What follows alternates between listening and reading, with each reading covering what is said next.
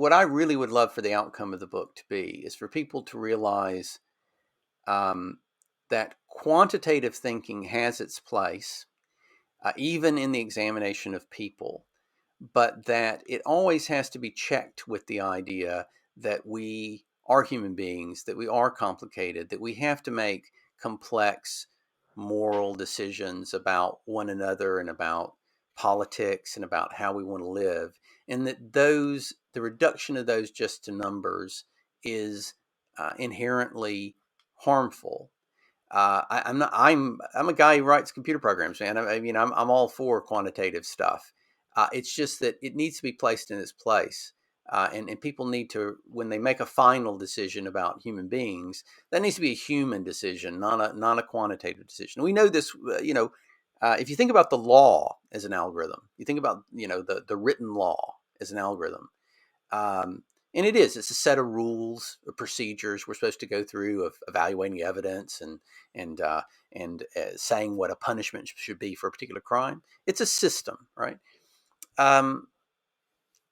We know from hundreds of years ago that the law is a blunt instrument. And what we did to overcome that is we have judges and juries. We have human beings who make the final empathetic moral decision. Right. And, as algorithms begin to become a part of the legal system, as for policing, for determining whether someone gets probation, determining sentencing, predicting recidivism, that kind of thing, we need to remember that. Remember that when we founded countries and legal systems, that we inserted a jury of one's peers or a qualified meritocratic judge who the community have voted as a good person, as a way to make that system not blunt. And we need to continue that kind of thinking in our thoughts about how algorithms enter our society as well. I see.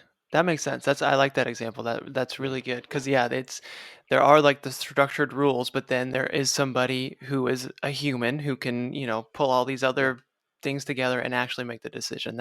Sure. I really Absolutely. like that. Yeah, cool. But that's a good point. Like something, can you kind of maybe give a few more examples or elaborate on where algorithms may be influencing us in our lives and we don't even realize it? Sure. I brought up some of the...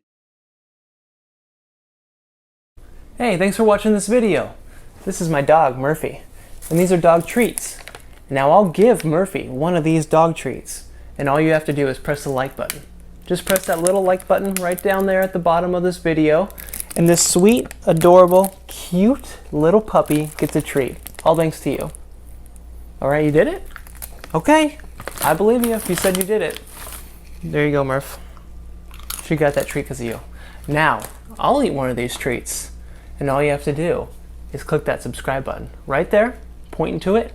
Just click that subscribe button, subscribe to Curiosityness with me, Travis DeRose. Get lots of good video, and I'll eat this treat. All right, you did that too? That's not very good. Bro, not very good.